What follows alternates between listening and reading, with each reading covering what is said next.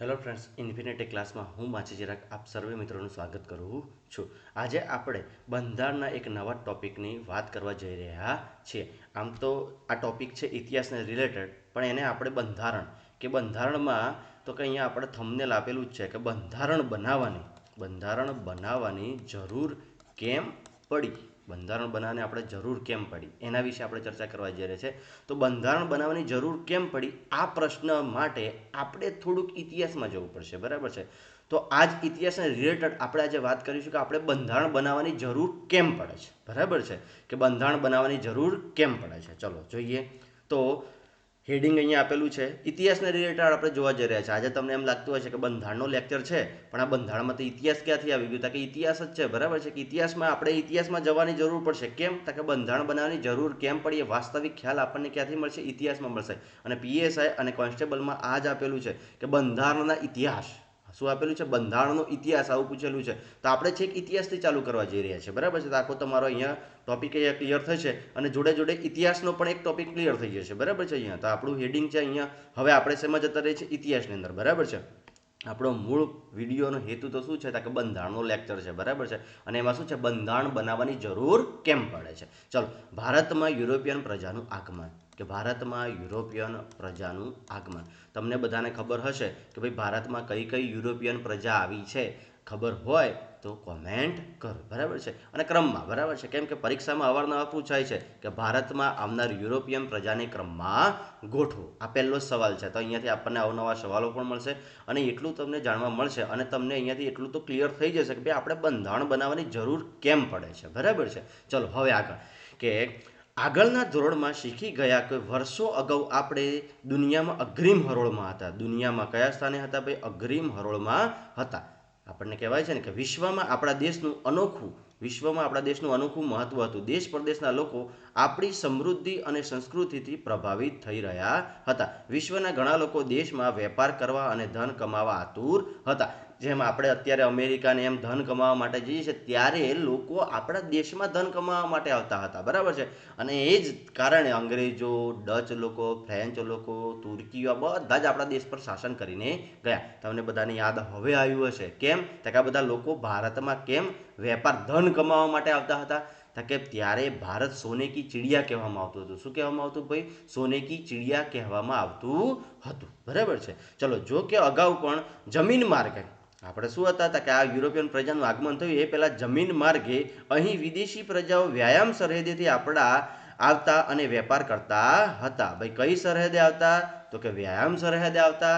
કયા માર્ગે આવતા? તો કે જળ માર્ગે આવતા હતા, બરાબર છે. કે જમીન માર્ગે આરબ વેપારીઓ વર્ષોથી વેપાર ખેડતા, પરંતુ તુર્કીઓએ જો જમીન માર્ગ સૌથી પહેલા આ લોકો કયા માર્ગે આવતા હતા ભાઈ? તો કે જમીન માર્ગે આવતા હતા. પણ આ જમીન માર્ગ બંધ થઈ જાય છે. કેમ બંધ થઈ જાય છે?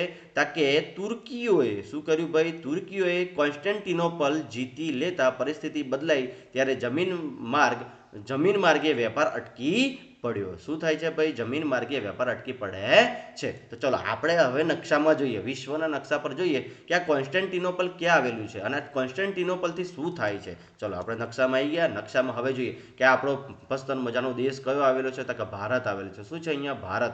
તો આ ભારતથી અહીંયાથી ક્યાં જતા હતા? તો કે ભારતથી ક્યાં જાય? ઈરાનથી અહીંયા તુર્કિસ્તાનથી વેનિસ અને જીનીવા અને અહીંયાથી યુરોપ દેશમાં જતા હતા. પણ આ વચ્ચે એક જગ્યા આવે છે. કઈ આવે છે? કોન્સ્ટેન્ટિનોપલ. અને આ કોન્સ્ટેન્ટિનોપલ કોણે જીતી લીધું? તુર્કીઓએ જીતી લીધું. એટલે તુર્કીઓએ કહી દીધું ભાઈ અહીંયાથી હવે તમે ભારત દેશમાં વેપાર ખેડવા જશો નહીં. એટલે કે આ આપણો જમીન માર્ગ જે હતો એ બંધ થઈ ગયો. શું થઈ ગયો ભાઈ? આ જમીન માર્ગ બંધ થઈ ગયો. અહીંયાથી પણ આ રીતે પણ જવાતું હતું, બરાબર છે. પણ આ બંને જમીન માર્ગો શું થઈ ગયા? કે બંધ કરી દેવામાં આવ્યા. કેમ? કે તુર્કી લોકોએ કયા લોકોએ? કે તુર્કી લોકોએ શું કર્યું? તુર્કી લોકોએ કોન્સ્ટેન્ટિનોપલ જીતી લીધું. એટલે કે જમીન માર્ગ અહીંયાથી બંધ થઈ જાય છે. હવે જમીન માર્ગ બંધ થઈ ગયો, બરાબર છે. જમીન માર્ગ તો આપણે બંધ થઈ ગયો અહીંયા આપણને ખબર પડી હશે, બરાબર છે. ચલો હવે આગળ કે જેથી યુરોપિયન દેશોમાં ભારતની ચીજવસ્તુઓ જેવી કે રેશમ, સુતરાઉ કાપડ, મલમલ, મરી મસાલા, તેજાના વગેરેની માંગ વધતી ગઈ અને આ પરિસ્થિતિનો લાભ લેવા યુરોપના મોટાભાગના દેશોએ ભારત પહોંચવા જળમાર્ગ શોધી કાઢવાની યોજનાઓ અમલમાં મૂકી. હવે શું થયું કે આ લોકોને જે યુરોપિયન પ્રજા હતી એમને આપણા રેશમી કપડાં, સુતરાઉ કપડાં, મલમલ, મરી મસાલા, આ ત્રેજા આની એટલી બધી આદત પડી ગયેલી હતી કે એમના જીવનમાં જો આ વસ્તુ ના હોય તેમને સહેજ પણ ચાલી શકે એમ નથી. બરાબર છે. પણ અહીંયા તુર્કી લોકોએ તો કહી દીધું, ભાઈ તુર્કીઓએ તો કહી દીધું કે ભાઈ તમારે હવે આ કોન્સ્ટેન્ટિનોપલ થઈ અને તમે જે ભારતમાં વેપાર ખેડવા માટે જતા હતા એ હવે જઈ શકશો નહીં. કેમ કે આ કોન્સ્ટેન્ટિનોપલ પર કોનું રાજ આવી ગયું? તુર્કી લોકોનું રાજ આવી ગયું. એટલે તુર્કી લોકો જ ખાલી ને ખાલી ભારત પર વેપાર કરવા માટે આવતા હતા. આ યુરોપિયન પ્રજાઓને હવે અહીંયાથી વેપાર કરવા માટેની પરવાનગી બંધ કરી દેવામાં આવે છે. બરાબર છે. તો હવે યુરોપિયન પ્રજાને તો આ બધી વસ્તુઓ જોઈતી હતી, રેશમની કપડાં, સુતરાઉ કપડાં, મલમલ, મરી મસાલા, ત્રેજા આની તો એટલી બધી આદત લાગી ગઈ હતી. તો હવે યુરોપિયન પ્રજાઓએ શું નક્કી કર્યું કે ચલો ભાઈ આપણે તુર્કીથી જે જમીન માર્ગે જતા હતા એ રસ્તો તો બંધ થઈ ગયો, તો હવે બીજો કોઈ વિકલ્પ છે આપણા જોડે કે ભારત દેશમાં આપણે વેપાર કરવા જઈ શકીએ? તો એમના માટે બીજો એક રસ્તો હતો. કયો? જળમાર્ગ. પણ આ જળમાર્ગે અત્યાર સુધી કોઈ પણ વ્યક્તિ આવેલો નહોતો. તો યુરોપિયન પ્રજાઓએ કે સમય જતા યુરોપિયનના અન્ય દેશોના સાહસિક સાગર ખેડૂએ ભારત આવવાના જળમાર્ગ શોધી કાઢવા માટેની શરૂઆત કરી. તો આ લોકો શું કરે છે ભાઈ? ભારત આવવાના જળમાર્ગની શું કરે છે ભાઈ? શરૂઆત કરે છે. શું કરે છે? શરૂઆત કરે છે. કેમ? કે એમનો જમીન માર્ગ હતો. શું હતો ભાઈ? જમીન માર્ગ હતો એ બંધ થઈ ગયો. તો હવે એમના જોડે કયો રસ્તો વધ્યો? જળમાર્ગ. તો શું કરે છે યુરોપિયન પ્રજાના સાગર ખેડૂઓ? બરાબર છે, જે સાગર ખેડતા હોય છે એમના માટે ચુનૌતી ભરી વાત આવી કે ભાઈ હવે આપણે ભારત દેશમાં જવું છે.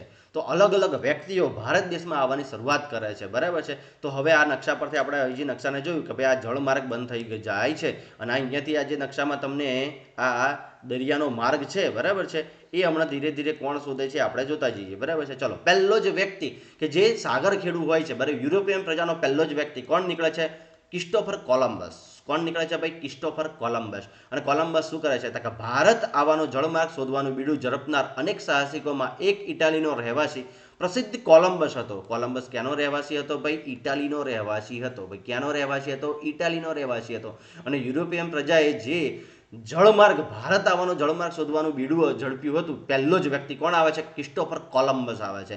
અને તે માનતો હતો કે પૂર્વમાં જવા માટે પશ્ચિમ બાજુથી પણ જઈ શકાય. કે પૂર્વમાં જવું, એને શું વિચાર્યું ખબર છે કે પૃથ્વી કેવી છે? કે ગોળ છે. કેવી છે ભાઈ? ગોળ છે. તમે ગમે તે બાજુથી જાઓ, ગોળ ફરીને તમે એની જ જગ્યાએ આવવાનો છો. તેને શું કીધું ખબર છે કે એ માનતો હતો કે પૂર્વમાં જવા માટે પશ્ચિમ બાજુથી પણ જઈ શકાય. કેમ? કે પૃથ્વી ગોળ છે. આમ વિચારી, આમ સાથે વિચાર્યું હશે તે વિચારો. આમ સાથે વિચાર્યું કારણ કે આપણી પૃથ્વી કેવી છે ભાઈ? ગોળ છે. એટલે કોલમ્બસે વિચાર્યું કે ભાઈ તમે ગમે તે બાજુ જાઓ, ભારત આવશે અને આવશે જ. તેણે પશ્ચિમમાં જવાનું છોડી અને કઈ દિશા? પૂર્વમાં જવા માટે પશ્ચિમ બાજુથી પણ જઈ શકાય, આવું કોલમ્બસે વિચાર્યું. બરાબર છે. કોલમ્બસ 1492માં ભારત આવવા નીકળ્યો. ભાઈ કોલમ્બસ કઈ સાલમાં ભારત આવવા નીકળ્યો હતો? કે 1492માં ભારત આવવા નીકળ્યો હતો.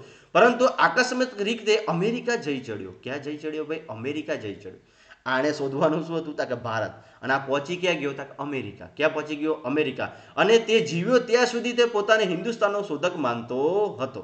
ભાઈ આ જો આયો શોધતો ક્યાં જયો? પશ્ચિમ બાજુથી પણ જઈ શકાય. પૂર્વમાં જવાને બદલે એ ક્યાં કઈ દિશામાં નીકળી ગયો? કે પશ્ચિમ દિશામાં નીકળી ગયો. હવે પશ્ચિમ દિશામાં નીકળી ગયો અને પહોંચ્યો ક્યાં? કે એ તૈયારીમાં 1492માં નીકળ્યો અને પહોંચી ગયો અમેરિકા દેશમાં. અને અમેરિકામાં પહોંચી ગયો અને એણે જાહેરાત કરી દીધી કે મેં ભાઈ શું કહેવાય? ઇન્ડિયા શોધી લીધું છે. બરાબર છે. અને એને તે યુરોપ પાછો આવ્યો અને પૂછ્યું ભાઈ ત્યાંના લોકો કેવા છે? કે એકદમ ધોળિયા છે અને આ રીતે છે.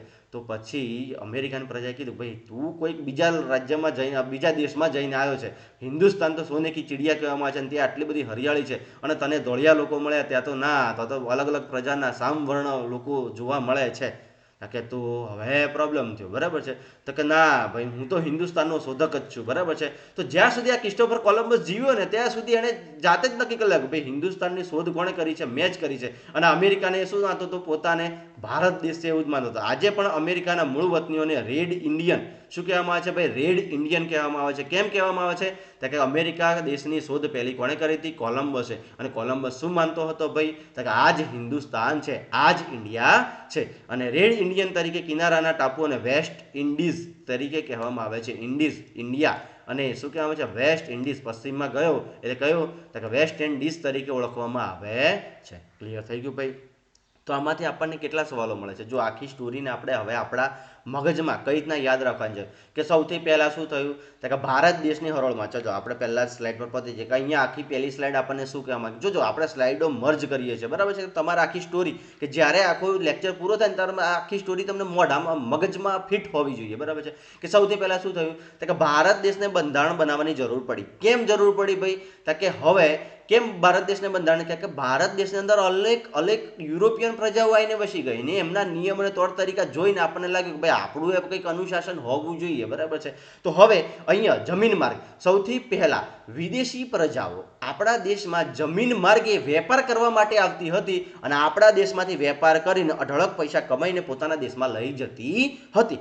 પણ એ કઈ જગ્યાએ આવતો હતો? તો કે આપણે જોયું કે આ વિશ્વના નકશામાં કે અહીંયા એક જગ્યા આવે છે કોન્સ્ટેન્ટિનોપલ. આ કોન્સ્ટેન્ટિનોપલ થઈને જ એમને આવવું પડે, બાકી એમના માટે જમીન માર્ગે કોઈ બીજો રસ્તો હતો નહીં. પણ આ કોન્સ્ટેન્ટિનોપલને કોણ જીતી લે છે? તો તુર્કી લોકો આ કોન્સ્ટેન્ટિનોપલને જીતી લે છે અને યુરોપિયન પ્રજાના માટે જમીન માર્ગ, હંમેશા ભારત જવાનો જમીન માર્ગ બંધ કરી દે છે. અને હવે તુર્કી લોકો કોન્સ્ટેન્ટિનોપલ રાજ કરે છે, એટલે તુર્કી લોકો એકલા જ ભારત પર વેપાર કરવા માટે આવતા હતા. પણ હવે યુરોપિયન પ્રજાને આવવા દેતા નહોતા. પણ યુરોપિયન પ્રજાને આપણે અહીંયા જોયું કે યુરોપિયન પ્રજાને આપણા દેશનું રેશમ, સુતરાઉ કાપડ, મલમલ, મરી મસાલા અને તેજાની આદત એટલી બધી પડી ગઈ કે એમના વગર એમને ચાલી શકે તેમ નહોતું. તો હવે યુરોપિયન પ્રજાએ નક્કી કર્યું કે આપણે ચલો જમીન માર્ગે તો નથી જઈ શકતા, પણ દરિયાઈ જળ માર્ગે તો આપણે જઈ શકીશું ને. તો ભાઈ હવે જેટલા પણ દરિયાની અંદર, જેટલા જળ માર્ગ, જેટલા દરિયાની અંદર સાગર ખેડૂઓ છે એ બધા જ વ્યક્તિઓને એલર્ટ કરો અને એમને કહી દો કે આપણે ભાઈ ભારત સુધીનો જળમાર્ગ શોધવાનો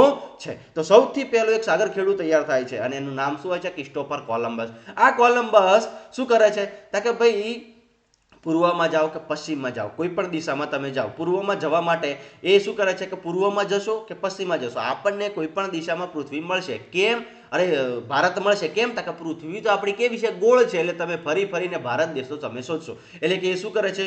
પૂર્વમાં જવા માટે પશ્ચિમ બાજુથી પણ જઈ શકાય આવું નક્કી કરે છે. અને કોલંબસ કઈ સાલમાં? તો કે 1492માં ભારત શોધવા માટે નીકળે છે અને થોડા જ વર્ષોમાં એક ટાપુ પર પહોંચી જાય છે અને એ ટાપુનું નામ હોય છે અમેરિકા. પણ એ શું કહે છે? ક્રિસ્ટોફર કોલંબસ કે કોલંબસ એવું કહે છે કે ભાઈ મેં તો ઇન્ડિયાની શોધ કરી લીધી છે અને એ જીવે ત્યાં સુધી પોતાને શું માને છે? હિન્દુસ્તાનનો શોધક માને છે. પણ હકીકતમાં એને કયો દેશની શોધ કરી હતી? તો કે અમેરિકા દેશની શોધ કરી હતી. અને ત્યાંના મૂળ લોકો, અત્યારના મૂળ વતનીઓને અત્યારે પણ શું કહેવામાં છે? રેડ ઇન્ડિયન તરીકે ઓળખવામાં આવે છે. અને અમેરિકાના કિનારાને શું કહેવામાં છે? વેસ્ટ ઇન્ડિઝ તરીકે પણ ઓળખવામાં આવે છે. ચલો, ક્રિસ્ટોફર કોલંબસ તો ગયો, બરાબર છે? ક્રિસ્ટોફર કોલંબસ કોઈની વાત માન્યો નહીં, પણ યુરોપિયન પ્રજાએ કીધું ચલો ભાઈ એ માનતો નથી, ત્યાં જવા દો. આપણે હવે બીજો એક વ્યક્તિ તૈયાર થાય છે અને એ વ્યક્તિ કોણ છે? Vasco da gamma. કોણ નીકળે છે ભાઈ? Vasco da gamma.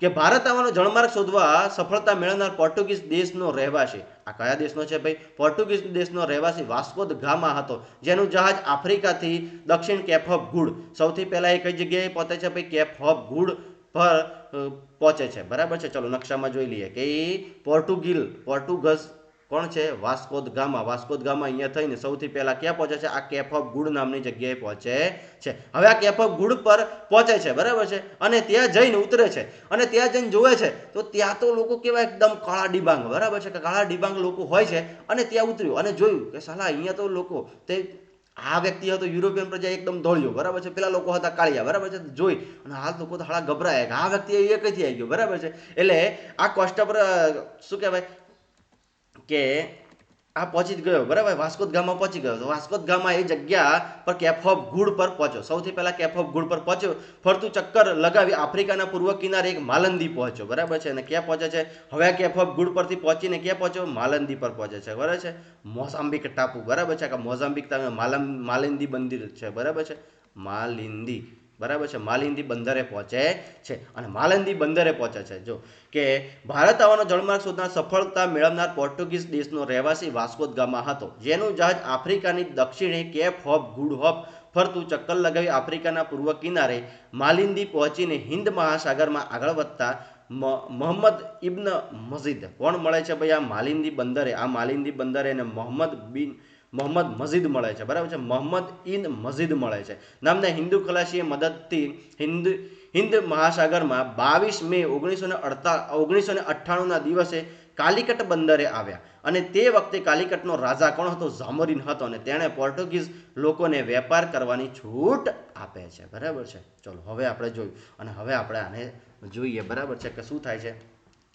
કે પોર્ટુગલ હતો, બરાબર છે. કોણ હતો? Vasco da gamma. આ વાસ્કો દ ગામા સૌથી પહેલા કઈ જગ્યાએ પહોંચે છે? કેપ હોપ ગુડ હોપ જગ્યા પર પહોંચે છે. અહીંયાથી કે જો અહીંયાથી આ ફરતો અહીંયાથી નીકળે છે, દરિયાઈ માર્ગે અહીંયાથી નીકળે છે. પહેલો વિરામ ક્યાં કરે છે? તો કે દક્ષિણ આફ્રિકામાં. ક્યાં કરે છે? અહીંયા આફ્રિકામાં, બરાબર છે. આફ્રિકામાં લોકો કેવા હતા? એકદમ કાળિયા, બરાબર છે. વાસ્કો દ ગામા અહીંયા ઉતરે છે અને કાળિયા લોકોને જોવે છે, બરાબર છે. આ તો ભારત છે ભાઈ, ભારત નથી. આ તો જોયું કે ભારતના લોકો આવા છે નહીં. તો આ કેપ હોપ ગુડ પર ઊભો રહ્યો અને આ લોકોને જોયા એટલે કે ભાઈ અહીંયા તો આ તો નથી, બરાબર છે. તો કેન્સ્ટન્ટીનો આ કેપ ઓફ ગુડ પરથી એ પાછો ક્યાં ભાગે છે? તો કે આગળના અહીંયા જાય છે અને અહીંયા કયું બંદર આવે છે? મોઝામ્બિક ટાપુ. અને મોઝામ્બિક ટાપુ પર માલિંદી બંદર આવેલો છે અને માલિંદી બંદર પર ઊભો રહે છે અને અહીંયા જોવે છે કે ભાઈ આપણને કોઈ ભારત દેશનું વ્યક્તિ મળી જાય ને તો આપણે શાંતિ. અને મોહમ્મદ ઇન મસ્જિદ મળે છે. કોણ મળે છે? મોહમ્મદ ઇન મસ્જિદ. આ વેપાર કરવા માટે અહીંયા દક્ષિણ આફ્રિકા આવ્યો હતો અને મોહમ્મદ ઇન મસ્જિદે કીધું ભાઈ મારે ભારત દેશ આવવું છે, બરાબર છે. કોણે કીધું? વાસ્કો દ ગામાએ. મળે છે કોણ? મોહમ્મદ ઇન મસ્જિદ મળે છે, બરાબર છે. અને મોહમ્મદ ઇન મસ્જિદને આપણો વાસ્કો દ ગામા એમ કહે છે કે ભાઈ વાસ્કો દ ગામા એ કીધું કે મારે ભારત આવવું છે. કે ભાઈ કોઈ ટેન્શન નહીં, હું એ ભારતનો જ છું ને, હું હવે ભારત જ જાઉં છું, હું વેપાર કરવા માટે આવ્યો હતો અને મારો વેપાર પૂરો થઈ ગયો છે, બરાબર છે. તો પેલો કે ભાઈ મને ભારત દેશ બતાવો ને. તો એ મોહમ્મદ ઇન મસ્જિદ માલિંદી બંદરથી મળી જાય છે અને વાસ્કો દ ગામાનું કામ એકદમ ઈઝી થઈ જાય છે. જેમ જેમ મોહમ્મદ ઇન મસ્જિદ આગળ ચાલે છે અને પેલો પાછળ ચાલે છે, આમ કરતા ક્યાં પહોંચી જાય છે? કાલિકટ બંદરે પહોંચી જાય છે. ક્યાં પહોંચી જાય છે? કાલિકટ બંદરે પહોંચી જાય. અને કાલિકટ આ મોહમ્મદ ઇન મસ્જિદને ખબર હતી કે બીજી કોઈ જગ્યાએ લઈ જઈશ તો સાલા ત્યાંના રાજાઓ આને મારીને પતાવી દે છે, બરાબર છે. એ જ વખતે આપણા અહીંયા ગુજરાત પર રાજ કોનું હતું? તો કે ગુજરાત પર મોહમ્મદ બેગડાનું રાજ હતું, બરાબર છે ને. મોહમ્મદ બેગડાનો મીર કાસિમ, બરાબર છે, કે એ રાજ કરતો હતો. અને અહીંયા કાલિકટ બંદરે કોણ રાજા હતો? ઝામોરીન કરીને રાજા હતો. અને આ ઝામોરીન રાજા શું કરે છે? અંગ્રેજો પહેલી વાર ભારત પર આવ્યા એટલે ફૂલના હાર અને એમનું સ્વાગત કરે છે. અને એમને વાસ્કો દ ગામા એવું કહેવામાં આવે છે કે વાસ્કો દ ગામા જ્યારે 500 વ્યક્તિઓને લઈને નીકળ્યો હોય છે અને જ્યારે કેપ ઓફ ગુડ પર પહોંચે છે ત્યારે 50 જ વ્યક્તિઓ હોય છે. કેમ? તો કે લાંબો સમય દરિયામાં મુસાફરી કરો તો આપણને સ્કર્વી નામનો રોગ થાય છે, બરાબર છે. અને એ વ્યક્તિઓ વિટામિન સીની ઉણપથી વ્યક્તિઓ મરી જાય છે. અને એવું કહેવામાં આવે છે કે કાલિકટ બંદરે જ્યારે ઉતરે છે ત્યારે કાલિકટ બંદરે રાજા ઝામોરીન આમને સંતરા ખવડાવીને આમનું સ્વાગત કરે છે. ભાઈ ફૂલની હારમાળા પહેરાય નહીં પણ સંતરા ખવડાવીને સ્વાગત કરે છે. તો અહીંયાથી બીજો એક પણ પ્રશ્ન તમારે યાદ રાખવાનો છે. કયો? તો કે લાંબો સમય દરિયામાં રહેતા કયા વિટામિનની ઉણપ સર્જાય છે? તો કે વિટામિન સીની ઉણપ સર્જાય છે. અને વિટામિન સીની ઉણપ સર્જાય છે એટલે કાલિકટ બંદરે જેવા અંગ્રેજો ઉતરે છે તો ત્યાંનો રાજા કોણ હોય છે? ઝામોરીન. અને ઝામોરીન આ રાજા અંગ્રેજીનું સ્વાગત કઈ રીતના કરે છે? તો કે સંતરા ખવડાવીને આમનું સ્વાગત કરે છે, બરાબર છે. ચલો અહીંયાથી ક્લિયર થઈ ગયું ભાઈ. કઈ સાલમાં? તો કે હિન્દ મહાસાગરના દિવસે કે 22 મે 1498ના દિવસે કાલિકટ બંદરે આવે છે. ક્લિયર થાય છે ભાઈ બધાને? હા, ક્લિયર થઈ ગયું. ચલો હવે આગળ જઈએ. ચલો હવે આગળ કે ઈસવીસન જો કઈ તારીખે ભાઈ? તો કે 22 મે 1498 કે 1498માં ઉતરે છે, બરાબર છે. અને ઈસવીસન 1502માં પોર્ટુગીઝોએ વેપાર કરવા માટે કાલિકટમાં કોઠીઓ સ્થાપી. શું સ્થાપી ભાઈ? કોઠીઓ સ્થાપી. અને તેના ફરતે કિલ્લેબંધી બાંધી. જોજો આ લોકો કઈ સાલમાં આવ્યા? હજી 1498માં તો આવે છે આ લોકો, બરાબર છે. અને 1502માં જોજો 1502 ને 4 જ વર્ષમાં, કેટલા વર્ષમાં ભાઈ? 4 વર્ષમાં તો આ લોકો શું કરી નાખે છે? પોર્ટુગીઝ વેપાર કરવા માટે કાલિકટમાં કોઠીઓ સ્થાપી દીધી. ક્યાં સ્થાપી દીધી ભાઈ? કોઠીઓ સ્થાપી દીધી. અને તેના ફરતે શું કરી લીધી? કિલ્લેબંધી. અને અબુલ કર્ક નામના એક સેનાપતિએ તેને રક્ષક નિમ્યો. અને આ કિલ્લેબંધી કરી નાખી અને એના એક રક્ષક નિમ્યો. કોને? અબુલ કર્કે. અને અબુલ કર્કે ઉત્તર તરફ આગળ વધીને 1506માં ગોવા જીતી લીધું. જો હા, આ લોકો ખાલી શું કરવા આવ્યા હતા? વેપાર કરવા આવ્યા હતા. શું કરવા આવ્યા હતા ભાઈ? વેપાર કરવા માટે આવ્યા હતા. કઈ સાલમાં? 1498માં એમને ભારત દેશ મળે છે.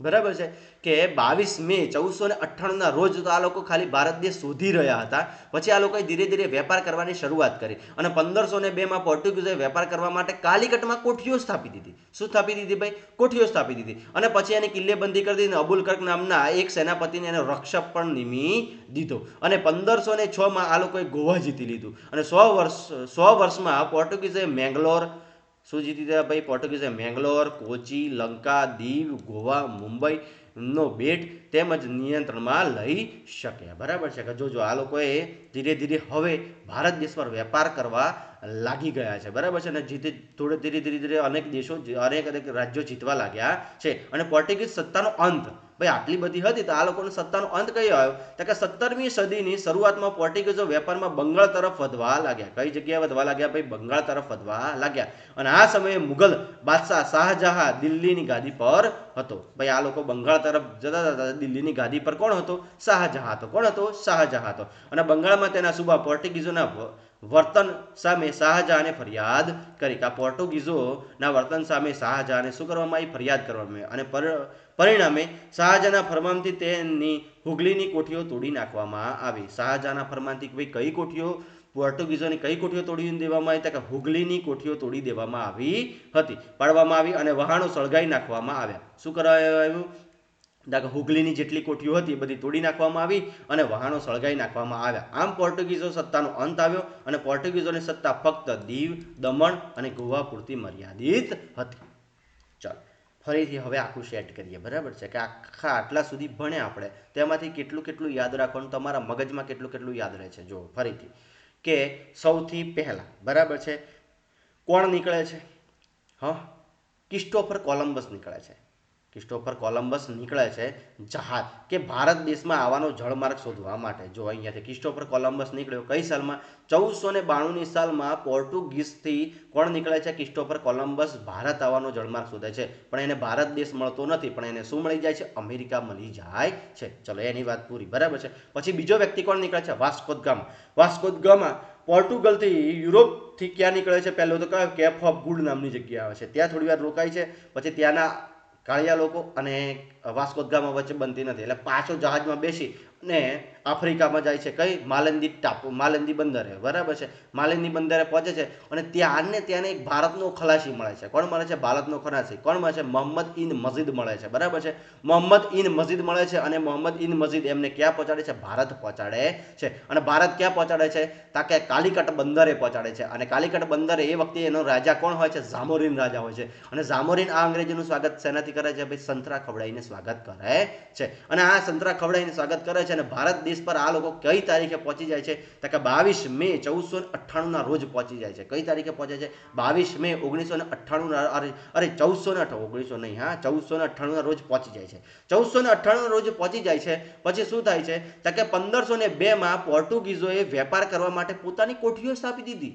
કાલિકટમાં પોતાની કોઠીઓ સ્થાપી દીધી અને એ કોઠીઓને ફરતે કિલ્લેબંધી કરી. અને એ કિલ્લેબંધીના રક્ષક માટે કોને મૂકી દીધો? અબુલ કર્કને મૂકી દીધો. અબુલ કર્કને મૂકી દીધો. ધીરે ધીરે આ લોકો મેંગ્લોર, કોચી, લંકા, દીવ, ગોવા, મુંબઈ અને આ બધું જીતી લે છે.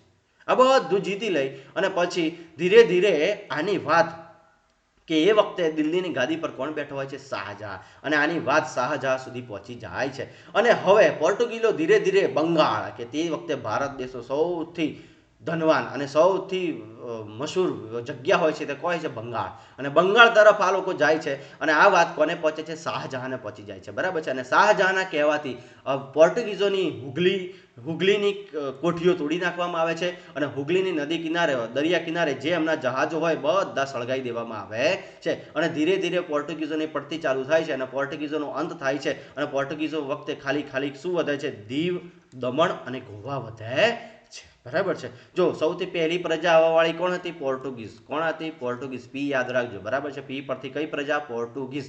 અને તમને બધાને જાણીને નવાઈ થશે કે ભારત દેશમાં સૌથી આવનારી પહેલી પ્રજા કોણ હતી? પોર્ટુગીઝ. અને જવાવાળી છેલ્લી પ્રજા પણ કોણ હતી? પોર્ટુગીઝ. કેમ કે દીવ, દમણ અને ગોવા આ છેક સુધી એ લોકો રાજ કરે છે. ચલો પોર્ટુગીઝનો તો અંત આવી ગયો. પોર્ટુગીઝો આયા, એનો અંત આવી ગયો. હવે કયા લોકો આવે છે? ડચ લોકો આવે છે. કયા લોકો આવે છે? ભાઈ ડચ લોકો આવે છે. કે પોર્ટુગીઝોના આગમન પછી 100 વર્ષ લગભગ 16મી સદીના અંત ભાગમાં હોલેન્ડ હાલનું નેધરલેન્ડના રહેવાસી ડચ લોકો વેપાર અર્થે આવ્યા. સૌપ્રથમ પુલિકટ અને મદ્રાસ હાલનું ચેન્નઈમાં તેમણે કોઠીઓ સ્થાપી. ભાઈ ડચ લોકોએ સૌથી પહેલા કોઠીઓ ક્યાં સ્થાપી? મદ્રાસ અને પુલિકટ એટલે કે હાલના ચેન્નઈમાં તેમણે કોઠીઓ સ્થાપી હતી. હાલના ચેન્નઈમાં સૌપ્રથમ કોઠીઓ કોણે સ્થાપી હતી? તો કયા લોકોએ સ્થાપી હતી? ભાઈ ડચ લોકોએ સ્થાપી હતી. અને કઈ જગ્યાએ? મદ્રાસ. તે વખતેનું મદ્રાસ અને પુલિકટ, બરાબર છે, આ બે જગ્યાએ નામના સ્થળે ડચ લોકોએ શું કરી હતી? ભાઈ કોઠીઓ સ્થાપી હતી. ઈસવીસન 1663માં આગમનમાં પણ તેમણે કોઠીઓ સ્થાપી હતી.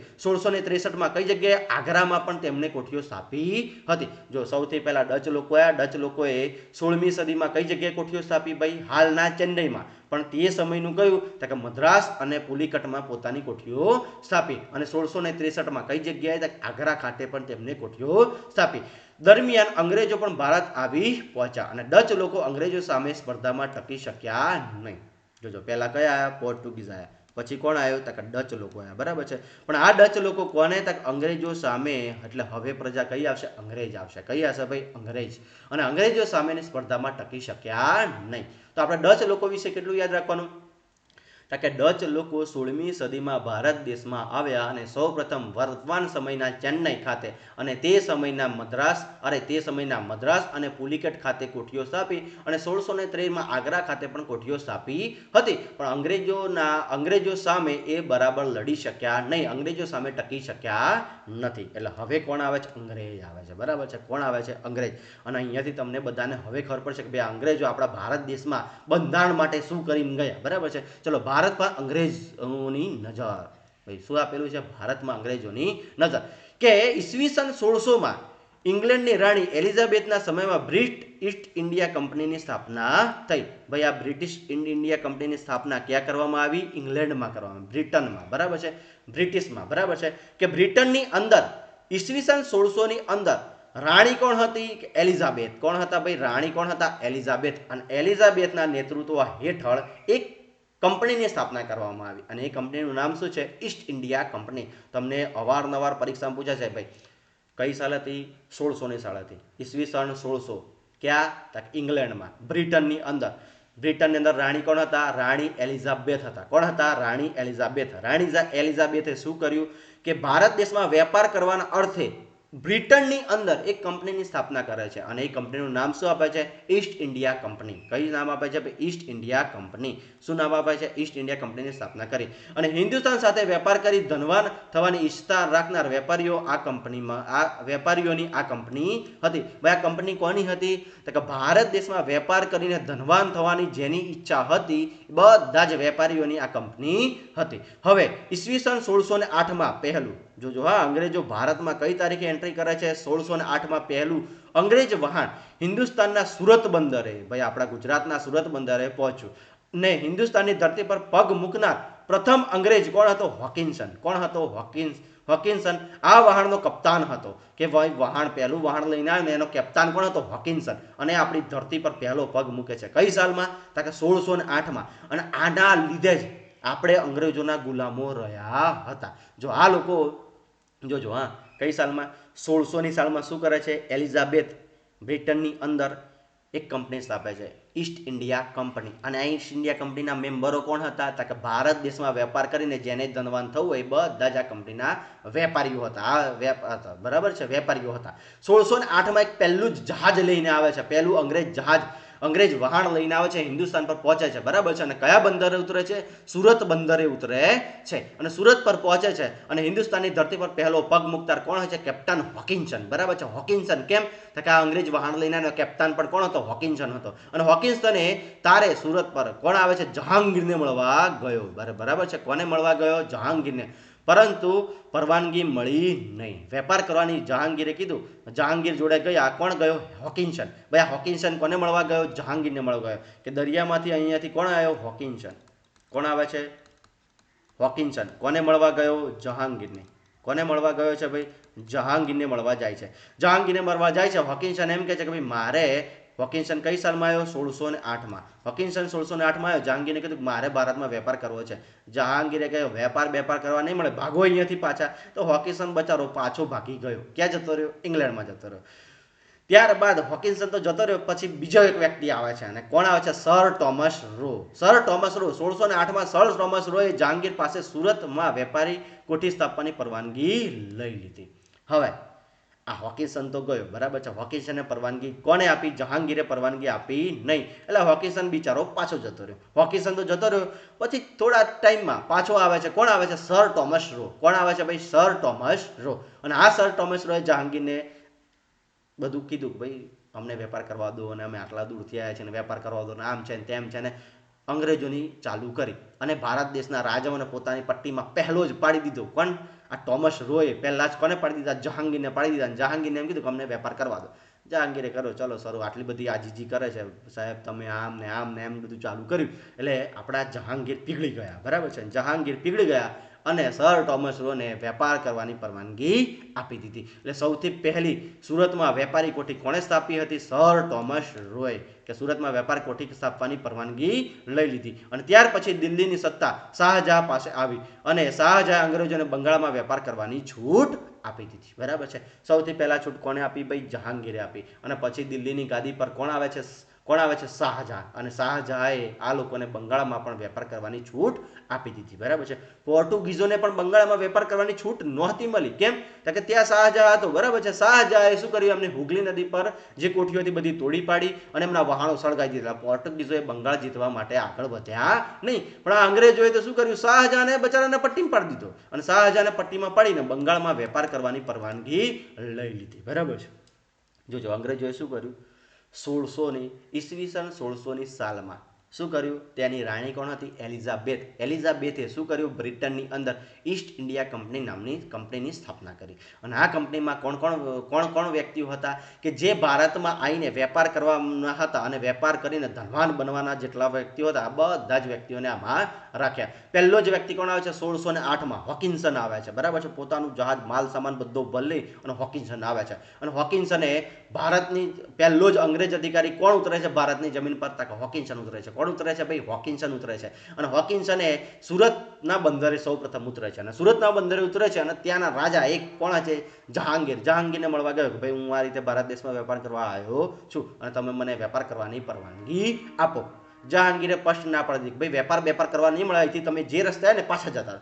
તો બચારો હોકિન્સન પાછું જહાજ લઈને જતો રહ્યો, બરાબર છે. અને પછી ફરીથી આવે છે સર ટોમસ રો. કોણ આવે છે ભાઈ? સર ટોમસ રો આવે છે. અને સર ટોમસ રોએ શું કર્યું? જહાંગીરને પરવાનગી લીધી, જહાંગીરને મનાવ્યા, જહાંગીર જોડેથી પરવાનગી લઈ લીધી, અને સૌ પ્રથમ વેપારી કોઠીની સ્થાપના સુરતમાં સૌ પ્રથમ વેપારી કોઠી સ્થાપી દીધી સર ટોમસ રોએ. અને આ સર ટોમસ રોએ, અને પછી ધીરે ધીરે અંગ્રેજો ભારત પર આવતા ગયા, અને પછી દિલ્હીની ગાદી પર આવેલા શાહજહાંને પણ આ લોકોએ પોતાની પટ્ટીમાં પાડી દીધા, અને બંગાળમાં વેપાર કરવાની છૂટ મેળવી લીધી, બરાબર છે. ચલો હવે આગળ જઈએ. અને હવે જોજો પહેલા લોકો કોણ આવ્યા ભાઈ?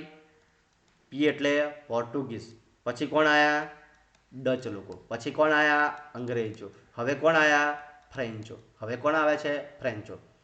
પોર્ટુગીઝ, ડચ, અંગ્રેજ અને ફ્રેન્ચો. કોણ આવે છે? પોર્ટુગીઝ, ડચ, અંગ્રેજ અને ફ્રેન્ચો. ચલો ફ્રેન્ચો વિશે આપણે ભણીએ, બરાબર છે. કે ફ્રેન્ચ ઈસ્ટ ઇન્ડિયા કંપનીની સ્થાપના કરી. કે ફ્રેન્ચમાં શું કર્યું? ફ્રેન્ચ ઈસ્ટ ઇન્ડિયા કંપનીની સ્થાપના કરી. કેમ? તો કે આ લોકોએ ભારતમાં વેપાર કરવા હતો, અંગ્રેજો વેપાર કરી જતા, આપણે કેમ ના જઈએ? તો ફ્રેન્ચોએ આવ્યા, બરાબર છે. અને કંપનીની સ્થાપના ક્યારે કરી? 1664માં. ઈસ્ટ ઇન્ડિયા કંપનીની સ્થાપના કઈ સાલમાં થઈ હતી ભાઈ? 1600માં. ક્યાં થઈ હતી?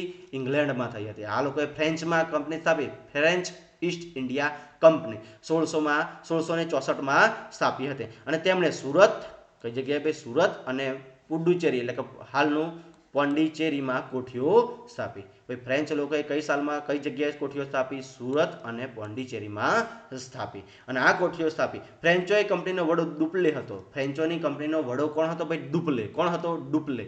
જેણે ભારતમાં યુરોપિયન સત્તા વિસ્તાર કરવાની ઈચ્છા થઈ, કે ભાઈ આપણે ભારતમાં યુરોપિયન પ્રજાનો વિસ્તાર કરીએ, બરાબર છે. અને યુરોપિયન પ્રજામાં અંગ્રેજો અને ફ્રેન્ચો બે બળવાન કંપનીઓ એકબીજાના હરીફાઈ કરતી હતી. હવે સામસામે કોણ આવી ગયા? અંગ્રેજો અને ફ્રેન્ચો, બરાબર છે. અને ફ્રેન્ચોનો વડો કોણ હતો? ડુપ્લે. અને આ ઈચ્છા કોની હતી? ડુપ્લેની, બરાબર છે. આમ ઘણી તકરારો અને લડાઈઓ થઈ, જેમાં છેવટે અંગ્રેજો સફળ થયા, પરંતુ ફ્રેન્ચો પાસેથી છેવટે પોંડિચેરી, માહે, ચંદ્રનગર વગેરેના થાણા વેપારી મથકો રહ્યા. જોજો અંગ્રેજો સામે આ લોકો બહુ ટકી શક્યા નહીં. અંગ્રેજો સૌથી વધારે વેપાર કરવામાં ક્યાં બિઝી હતા? બંગાળમાં. એટલે કે ભાઈ ફ્રેન્ચો જોડે બચારાઓની જોડે છેલ્લું કેટલું વધ્યું? પોંડિચેરી, માહે, ચંદ્રમાન અને થાણે, આટલી જગ્યા વધી. બાકી બધી જગ્યાએથી અંગ્રેજો સફળ રહ્યા અને અંગ્રેજોએ ફ્રેન્ચોને કાઢી મૂક્યા. બરાબર છે કે જો હા હવે ફ્રેન્ચોને તો કાઢ્યા. ફ્રેન્ચોએ શું કર્યું? 1664માં ફ્રેન્ચ ઈસ્ટ ઇન્ડિયા કંપનીની સ્થાપના કરી અને ભારતમાં વેપાર કરવા આવ્યા. સૌથી પહેલા ક્યાં વેપાર કર્યો? કે સુરત, અને પછી ક્યાં આવ્યા? પોંડિચેરી. સુરતમાં તો ઓલરેડી અંગ્રેજો હતા, એટલે અંગ્રેજોએ સુરતમાં હતા અને પછી દુપ્લે નામનો વ્યક્તિ આવ્યો. દુપ્લે એમ કીધું ભાઈ અંગ્રેજો જેમ વેપાર કરે છે એમ આપણે કરો. એટલે એક બાજુ અંગ્રેજ, એક બાજુ કોણ? કે ફ્રેન્ચો. અને અંગ્રેજોનો ફ્રેન્ચો સામ સામે આવી ગયા અને લડાઈઓ થઈ. બરાબર છે, યુદ્ધ થયા વેપાર કરવા. કે ભાઈ પેલો કે હું વેપાર કરું, પેલો કે એક વેપાર કરું. બરાબર છે, બંનેને આમનો સામનો થયો અને આમના સામનામાં અંગ્રેજો સફળ રહ્યા અને ફ્રેન્ચો બચારા સફળ રહ્યા નહીં. અને ફ્રેન્ચો જોડે છેવટે કઈ કઈ વસ્તુ વધે છે? પોંડિચેરી, માહે, ચંદ્રનગર અને થાણે, આટલી વસ્તુ વધે છે. બાકીને બધા પર અંગ્રેજોએ ફ્રેન્ચોને કાઢી મૂક્યા. બરાબર છે. અને ધીરે ધીરે હવે બંગાળમાં અંગ્રેજોનો વેપાર. બરાબર છે, ચલો આટલા સુધી ખબર પડે છે. પહેલી પ્રજા પોર્ટુગીઝ, ડચ, અંગ્રેજ અને ફ્રેન્ચો. બરાબર છે. ચલો હવે આગળ કે બંગાળમાં વેપાર, કે બંગાળમાં અંગ્રેજોનો વેપાર. કે આપણે જોયું સૌથી વધારે જો કોઈ માર્કેટ ભારત દેશનું સૌથી મોટું માર્કેટ હોય તો એ કયું હતું? બંગાળ. બરાબર છે કે બંગાળમાં જેનો કે બંગાળ કે આ બંગાળની અંદર અંગ્રેજો કોઈ પણ પ્રજાને ઘૂસવા દેતા નહોતા. જેમ ફ્રેન્ચો આવ્યા તો ફ્રેન્ચોને પણ કાઢી મૂક્યા. બરાબર છે કે ઈસવીસન 1651માં હુગલી નદીના કાંઠે અંગ્રેજોએ પહેલ વહેલો વેપાર કરવાની શરૂઆત કરી. ભાઈ પહેલ વહેલો વેપાર કરવાની શરૂઆત કઈ જગ્યાએ કરી? 1651માં હુગલી નદીના કાંઠે કે પોતાની કોઠીઓ સ્થાપી. ભાઈ પોતાની કોઠીઓ અંગ્રેજોએ બંગાળમાં કઈ જગ્યાએ? હુગલી નદીના કિનારે સ્થાપી. આજ હુગલી નદીના કિનારે શાહજહાએ, તમને બધાને યાદ હોય બરાબર છે, કઈ પ્રજાના? ડચ પ્રજાના જહાજો અને કોઠીઓ તોડી નાખી હતી ને જહાજો સળગાઈ દીધા હતા. અને હવે કોણ આવે છે? અંગ્રેજો આવે છે. બરાબર છે, અંગ્રેજો હુગલી નદીના કાંઠે વેપાર કરવાની શરૂઆત કરે છે અને પોતાની કોઠીઓ સ્થાપે છે. આજુબાજુના કિલ્લાઓ બાંધ્યા. આજુબાજુ શું બાંધી દીધા? એ લોકોએ કિલ્લાઓ બધા અને પોતાના રક્ષકો માટે સૈનિકો રાખ્યા. અને મુગલ બાદશાહ ઔરંગઝેબ પાસેથી વાર્ષિક ખંડણીના રકમના બદલામાં કરવેરા આપ્યા વગર વેપારી કરવાની પરવાનગી મેળવી લીધી. જોજો શું કરે છે આ લોકો? ઔરંગઝેબ આવે છે. હવે કોણ આવે છે? ઔરંગઝેબને આ લોકોએ અંગ્રેજોએ પટ્ટીમાં પાડી લીધા. અને સૌથી પહેલા જો અંગ્રેજો શું કરતા હતા? પોતાની વેપારી કોઠી સ્થાપી. એટલે અંગ્રેજોને આ લોકો શું કરતા હતા? રાજાને કે દિલ્હીની ગાદી પર જે રાજા હોય એમને આ લોકો કર આપતા હતા. શું આપતા હતા? કર આપતા હતા. પણ હવે અંગ્રેજોના મિત્ર એવા ઔરંગઝેબનું શાસન આવી જાય છે. ઔરંગઝેબને કહી દીધું ને ઔરંગઝેબને મનાવી અને આ લોકોએ પોતાની સૈન્ય પણ રાખતા થઈ ગયા. કે જે કોઠીઓ હતી એની સુરક્ષા માટે સૈન્ય રાખતા હતા. એટલે પોતાનું સૈન્ય હવે ધીરે ધીરે ભારત દેશમાં લાવતા થઈ ગયા. અને ઔરંગઝેબ પાસેથી પરવાનગી લઈ લીધી કે ભાઈ અમે સૈન્ય રાખીશું અને તમને હવે કર નહીં, તમારે જ્યારે સૈન્યની જરૂર પડશે ત્યારે અમે સૈન્ય પૂરું પાડીશું, પણ હવે અમે કર આપીશું નહીં. અને આ રીતે ઔરંગઝેબને પણ એ લોકો મનાવી લે છે. હવે કંપની વધુ ને વધુ ધન કમાવાની હોડમાં લાગી ચૂકી હતી. શું કરે છે ભાઈ? વધારે ને વધારે હવે જેમ બને એમ પૈસા વધારે કમાવો. બરાબર છે. અને બંગાળમાં કર મુક્ત વેપાર કરવાના ફરમાન ફક્ત કંપનીને જ કરમુક્ત વેપાર કરવાની છૂટ હતી. ભાઈ કંપની, ઔરંગઝેબે કીધું કંપની પોતાનો વેપાર કરમુક્ત રીતે છૂટથી, કર આપ્યા વગર છૂટથી કરી શકશે. બરાબર છે. પણ શું કર્યું? કે કંપનીના જે અધિકારીઓ જે વેપાર કરવા હતા, વ્યક્તિગત વેપાર કરવા, તેના પર કર આપતા નહીં. ખાલી ઔરંગઝેબે શું કીધું હતું ભાઈ? કે તમે જે કંપનીનો વેપાર કરો છો એના પર હવે કર આપતા નહીં. પણ આ તો શું કરતા હતા? કે જે કંપનીના માણસો જે ભારત દેશમાં આવતા હતા ને એ પોતાનો ખાનગી વેપાર કરતા હતા અને એ ખાનગી વેપાર પર કર આપતા નહોતા, જેથી બંગાળના કરની આવક ઘટી ગઈ. હવે શું થઈ ગયું? પહેલા તો કે જે કોઠીઓ વેપારી, જો પહેલા તો બંગાળમાં કયો કર આવતા હતા? કે જે પણ વેપારી પ્રજા આવે એ પ્રજા પોતાના અહીંયા વેપાર કરવા માટે કર ચૂકવવો પડતો હતો. પણ ઔરંગઝેબના આવવાથી શું કર્યું અંગ્રેજોએ? કે કર હવે અમે આપીશું નહીં. એટલે કે કર ઘટી ગયો. પછી બીજું શું થયું? કે ખાનગી અધિકારીઓ જે હતા, કંપનીના નામે જે ખાનગી અધિકારીઓ આવતા હતા એમણે પણ કર આપવાનું બંધ કરી દીધું. એટલે હવે બંગાળની કર આવક ઘટવા લાગી, જેથી જેનો બંગાળના મુસદ્દિલ અલીનો વિરોધ કર્યો. કોણે કર્યો ભાઈ? મુસદ્દ અલીએ વિરોધ કર્યો અને આ દિન પ્રતિદિન વધતો રહ્યો. અંતે પરિણામે 1757માં પ્લાસીનું યુદ્ધ થવા થયું. બરાબર છે. 1757માં કયું યુદ્ધ થયું? પ્લાસીનું યુદ્ધ થયું. કેમ? કે બંગાળમાં કરની આવક ઘટવા લાગી. આ જો અહીંયા ચિત્ર મસ્ત મજાનું અંગ્રેજોના વાહનો અને કોઠીઓ આ લોકોએ સ્થાપી દીધી. બરાબર છે. કઈ નદીના કિનારે? 1651માં આ લોકો હુગલી નદીના કાંઠે પોતાની સૈન્ય પણ બોલાવી દીધું, પોતાનો વેપાર પણ કરવા લાગ્યા. બરાબર છે. ચલો હવે આગળ. હવે આપણે શું ભણવું છે? પ્લાસીનું યુદ્ધ.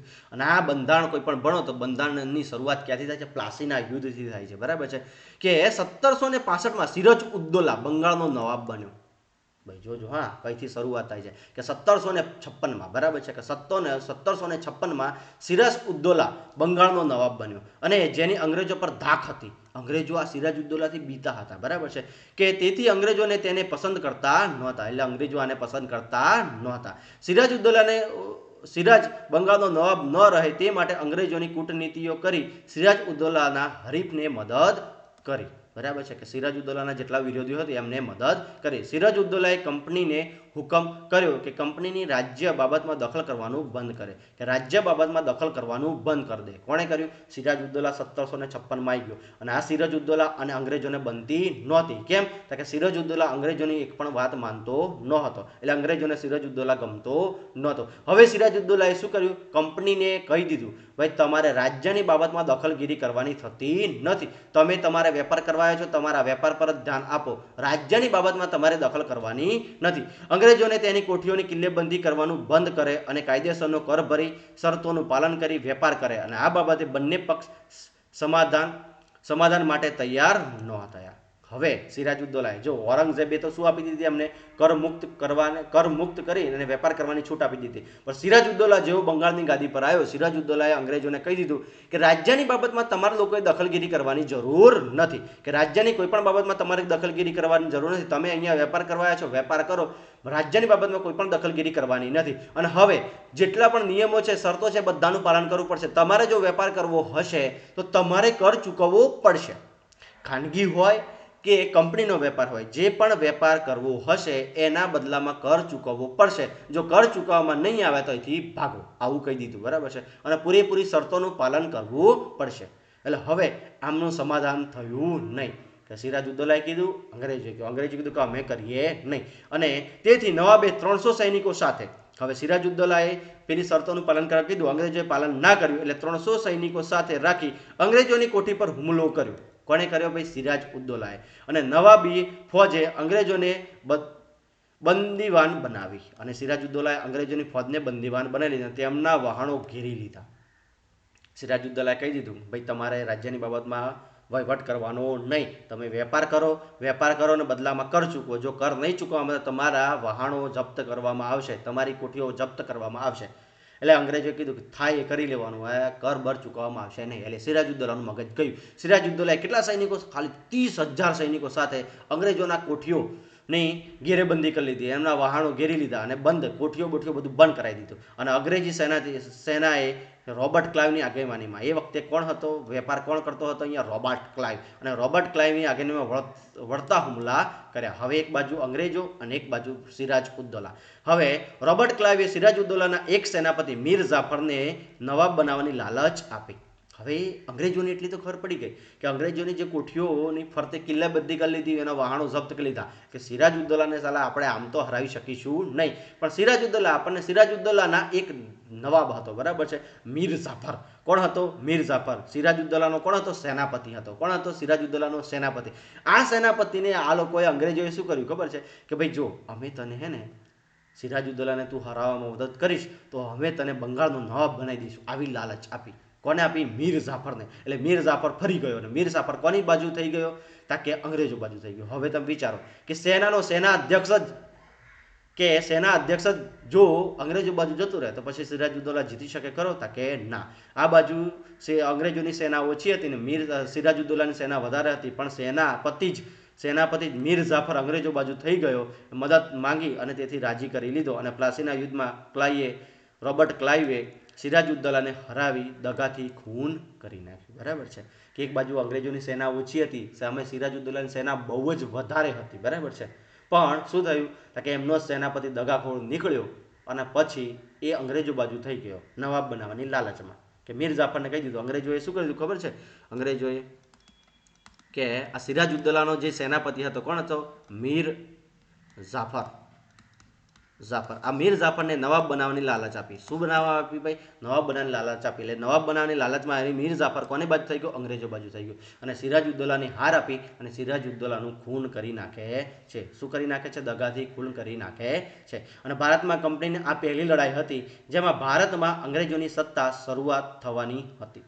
આ પહેલી જ લડાઈ પ્લાસીના યુદ્ધથી અંગ્રેજોની સત્તા હવે ભારત દેશમાં ફતવા લાગી. માટે આ લડાઈ ભારતના ઇતિહાસમાં મહત્વની ઘટના ગણાય છે. અને આ બનવાથી ભારતનો ઇતિહાસ બદલાય છે. આ ઘટનાથી જો આમાં સિરાજઉદ્દૌલા જીતી ગયો હોત તો અંગ્રેજો અહીંયાથી જ પાછા જતા રહ્યા હોત અને ભારત દેશને અંગ્રેજોની ગુલામી કરવી પડી ન હોત. બરાબર છે. તો ચલો હવે પ્લાસીના યુદ્ધમાં ખબર પડી ભાઈ પ્લાસીનું યુદ્ધ કોના કોને વચ્ચે હતું? સિરાજઉદ્દૌલા અને રોબર્ટ ક્લાઇવ આ બંને વચ્ચે હતું. બરાબર છે. કે સિરાજઉદ્દૌલાનું શું કહેવું હતું કે તમારે રાજ્યની બાબતમાં દખલગીરી કરવાની નહીં. તમારે વેપાર કરવો હોય તો તમારે કર ચૂકવવો પડશે. પણ અંગ્રેજો માન્યા નહીં અને પ્લાસીનું યુદ્ધ થયું. કયું? 1757ની અંદર પ્લાસીનું યુદ્ધ થયું. બરાબર. 1756ની અંદર પ્લાસીનું યુદ્ધ થાય છે. બરાબર છે. અને અહીંયાથી 1757 પ્લાસીનું યુદ્ધ થયું અને આ પ્લાસીના યુદ્ધની અંદર બરાબર છે કોણ?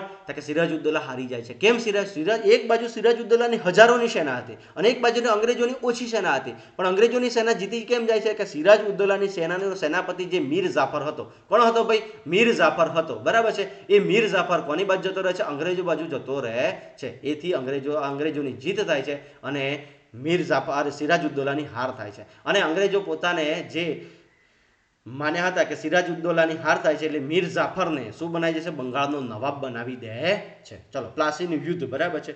શું આપ જાણો છો કે પ્લાસી નામ કેમ પડ્યું? આ પ્લાસી નામ કેમ પડ્યું? ખરેખર મૂળ નામ પલાશી હતું. શું હતું? પલાશી હતું. ત્યાંના પલાશ એટલે ખાખરાના વૃક્ષો પરથી નામ પડેલ છે. ભાઈ ખાખરાના વૃક્ષો એટલે શું કહેવાય છે? પલાશ. પલાશના વૃક્ષો એટલે કયા? ખાખરાના વૃક્ષો. અને આ પલાશના ફૂલ લાલ રંગના હોય છે અને તે ગુલાલ અને હોળીના રંગોમાં વપરાય છે. અને આ પલાશના બંગાળની આજુબાજુ શું હતું કે પલાશના વૃક્ષો ખૂબ જ વધારે હતા એટલે આનું નામ શું કહ્યું? પલાશી પડી ગયું. બરાબર છે. ચલો ક્લિયર થાય છે બધાને? ચલો હવે આગળ જઈએ. હવે શું આવે છે? બક્સરની લડાઈ. બરાબર છે. જો પ્લાસીના યુદ્ધ પછી હવે બક્સરની લડાઈ આપણે બનાવવાની છે. બક્સરની લડાઈ કેમ થઈ? જો પ્લાસીનું યુદ્ધ કેમ થયું એ તમને બધાને ખબર પડી ગઈ. હવે બક્સરનું યુદ્ધ કેમ થાય છે એ પણ આપણે જોઈએ. બરાબર છે. કે પ્લાસીના યુદ્ધ પછી મીર જાફરને બંગાળનો નવાબ સનોભાઈ બંગાળનો નવાબ બનાવવાની કંપનીએ પોતાની ઈચ્છા સંતોષી. કે કંપનીએ જેમ મીર જાફરને કીધું હતું ભાઈ અમે તને બંગાળનો નવાબ બનાવીશું તો હા મીર જાફરને આ લોકોએ અંગ્રેજોએ બંગાળનો નવાબ તો બનાવી દીધો. પરંતુ કંપનીને એવા માણસો જોઈતો હતો તે તેના ઈશારા પર કામ કરે. આ મીર જાફર નવાબ બન્યું એટલે અંગ્રેજોના ઈશારા પર કામ કરતો નહોતો. થોડું ઘણું કામ કરે, અમુક કામ કરતો નહોતો. પરંતુ કેટલીક બાબતોમાં મીર જાફરે કંપનીનો વિરોધ કર્યો. શું કર્યું ભાઈ? આ મીર જાફરે કંપનીનો વિરોધ તો કર્યો. તેથી કંપનીએ તેને દૂર કરી તેની જગ્યાએ મીર કાસિમને નવાબ બનાવી દીધો. હવે શું કર્યું ખબર છે? કે હવે બક્સરનું યુદ્ધ કોના કોના વચ્ચે થયું? મીર જાફર અને કોના વચ્ચે થયું? અંગ્રેજો વચ્ચે. હવે મીર જાફર કે જેમ મીર જાફર કે પ્લાસીના યુદ્ધમાં કેવું થયું? સિરાજઉદ્દૌલાનો સેનાપતિ કોણ હતો? મીર જાફર. અને આ બાજુ અંગ્રેજો હતો. અંગ્રેજોએ કોને ફોડી દીધો? મીર જાફરને ફોડી દીધો. એટલે કે હવે અંગ્રેજોને ખબર તો પડી ગઈ કે આમાંનો એક વ્યક્તિને ફોડો એટલે આપણે યુદ્ધ જીતી જઈશું. તો હવે મીર જાફર બંગાળનો નવાબ બન્યો તો એનો સેનાપતિ કોણ બન્યો? મીર કાસિમ. તો અંગ્રેજોએ કોને ફોડ્યો ખબર છે? મીર કાસિમને પોતાની બાજુ લઈ લે. મીર કાસિમને એવું કહી દીધું અમે તને બંગાળનો નવાબ બનાવીશું. બરાબર છે. બંને બંગાળનો તું અમારે યુદ્ધમાં મદદ કર. એટલે બક્સરના યુદ્ધમાં કોણ મદદ કરે છે? તો કે મીર કાસિમ મદદ કરે છે. કે નવાબ બનાવ્યા પછી મીર કાસિમને નવાબ બનાવી દીધો. બરાબર છે. કે મીર જાફર હારી ગયો. મીર જાફરને ગાદી પરથી ઉતારી અને મીર કાસિમને બેસાડી દીધો. હવે ફરી કેવું થયું કે મીર કાસિમને જેવું ગાદી પર બેસાડ્યું ને તો મીર જાફર કરતા વધારે અંગ્રેજોને હેરાન કરવા લાગ્યો. કે નવાબ બન્યા પછી મીર કાસિમે કંપનીને પરેશાન કરવા લાગ્યો. જેમ મીર જાફર તો ઓછું કરતો હતો એના કરતાં વધારે મીર કાસિમ પરેશાન કરવા લાગ્યો. અને એવું લાગતા 1764માં બક્સરની લડાઈ દ્વારા તેની હરાવીને મીર જાફરને બીજી વાર બંગાળનો નવાબ બનાવી દીધો. હવે જો શું થાય છે? પહેલું તો મીર જાફરને બંગાળનો નવાબ બનાવ્યો પણ અંગ્રેજોની વાત માન્યો ને એટલે મીર જાફરને ઉતારી દીધો. મીર કાસિમને બેસાડ્યું. બરાબર છે. હવે મીર કાસિમ અને અંગ્રેજો વચ્ચે યુદ્ધ થાય છે. બરાબર છે. બક્સરનું યુદ્ધ થયું. મીર કાસિમને પાછો ગાદી પર ઉતાર્યો અને કોને બેસાડ્યો? મીર જાફરને ફરી બીજી વાર ગાદી પર બેસાડી દે છે. બરાબર છે. અને 1765માં મીર જાફરનું મૃત્યુ થાય છે. ભાઈ કોનું મૃત્યુ થાય છે? મીર જાફરનું મૃત્યુ થાય છે. તેથી પછી રોબર્ટ ક્લાઇવ શું કરે છે? ખુદ બંગાળનો નવાબ બની બેઠો. બરાબર છે. કે જાતે હવે બંગાળનો નવાબ બની જાય છે. અને આમ બંગાળની શરૂઆત અંગ્રેજ શાસકોને પૂરા ભારતને કેવી રીતે ગુલામ જંજીરમાં પકડી લીધું અને ઈસ્ટ ઇન્ડિયા કંપનીની એક વેપારી કંપનીમાંથી આગળ વધતા આખા ઉપખંડને શક્તિશાળી બનાવી ગઈ, જે વિશે હવે આ વાત આપણે પછીના પ્રકરણમાં શીખીશું. બરાબર છે. તો હવે શું થયું?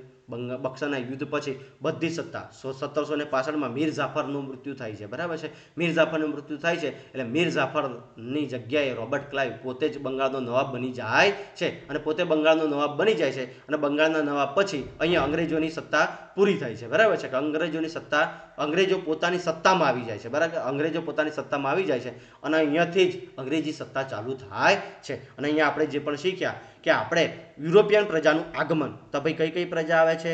પોર્ટુગીઝ આવે છે, પછી કઈ આવે છે? ડચ આવે છે, પછી કઈ આવે છે? અંગ્રેજ આવે છે, અને પછી કઈ આવે છે? ફ્રેન્ચો. સૌથી પહેલી પ્રજા કઈ આવી ભાઈ? પોર્ટુગીઝ. સૌથી છેલ્લે જવાવાળી પ્રજા કઈ? પોર્ટુગીઝ. અને અંગ્રેજો આપણા દેશમાં એવું બધું શાસન કરી જાય છે કે આપણે બંધારણ બનાવવાની જરૂર પડે છે. અને હવે પછી આપણે નેક્સ્ટ લેક્ચરમાં બંધારણથી આગળની શરૂઆત કરીશું. તો આટલેથી તમને એટલું ક્લિયર થઈ ગયું હશે કે બંધારણ બનાવવાની જરૂર કેમ પડે છે, કે આ વિદેશી પ્રજાઓ એમના તौर તરીકે રીતિ રિવાજો આપણા દેશ પર લાગુ પડી અને એના પરથી આપણને લાગ્યું કે આપણું એ કંઈક આવું હોવું જોઈએ કે એના દેશથી આપણો દેશ એક થઈ શકે અને આખો દેશ આપણો એક રહે, એવું કંઈક આપણું એ બંધારણ હોવું જોઈએ. એટલે આપણે બંધારણની જરૂર પડે છે. બરાબર છે. ચલો, ક્લિયર થાય છે બધાને આટલે સુધી? બરાબર છે. તો આધુનિક પ્રજાની ભારતમાં આગમન. બરાબર છે. હવે તમને પૂછાય કે ભારત દેશમાં કઈ કઈ પ્રજાએ ક્રમમાં લખો, તો તમારે શું યાદ રાખવાનું? અહીંયા લખ્યું PDF. જો શું લખવાનું? PDF પર વચ્ચે ઈને ઘુસાડી દેવાનો. બરાબર છે. કેમ? PDF. આ PDF તો તમને બધાને ખબર છે કે તમે મટીરિયલની અવારનવાર PDF માંગતા હોય છો. PDF યાદ રાખવાનું. PDF યાદ રાખવાનું આપણે. અને D અને F ની વચ્ચે શું આવે? D અને F ની વચ્ચે શું આવે? E. આટલું યાદ રાખવાનું. PDF. તો હવે તમારે PDF નહીં બોલવાનું. શું બોલવાનું ખબર છે? PDF. આવું જ બોલવાનું. PDF એવું બોલવાનું. બરાબર છે. તમને યાદ રહી જશે. પછી શું યાદ રાખવાનું? PDF. આવું બોલવાનું. એટલે પોર્ટુગીઝ, ડચ, અંગ્રેજ અને ફ્રેન્ચો. તો અહીંયા આપણે આ એક ટોપિક પૂરો કરીએ છીએ. આશા રાખું છું કે તમે બધાને આવડ્યું હશે. બરાબર છે. યાદ રહેતું હશે મગજની અંદર. બરાબર છે. કે આપણે કોન્સ્ટન્ટિનોપલ જીતી લીધી ત્યાંથી ભારત અંગ્રેજમાં શું રોબર્ટ ક્લાઇવ સત્તામાં આવે છે ત્યાં સુધીની વાત કરી. બરાબર છે. તો આખો ઇતિહાસ આપણે તમારી નજર સમક્ષ મૂકવાનો ટ્રાય કરો. આ ઇતિહાસનો પણ ટોપિક કહેવાય અને બંધારણનો પણ ઇતિહાસની નજરે બંધારણ શું કહેવા માંગે છે એની પણ અહીંયા ચર્ચા થાય છે. ચલો, આટલા સુધી જો તમને આવડ્યું હોય આ વિડીયોને વધુમાં વધુ શેર કરો અને આપણી ચેનલને સબસ્ક્રાઇબ કરો. બરાબર છે. તો આપણે અવનવા વિડીયો લાવતા રહીએ. વિડીયોને લાઇક કરવાનું ભૂલતા નહીં. બરાબર છે. અસ્તુ. જય હિન્દ, જય ભારત.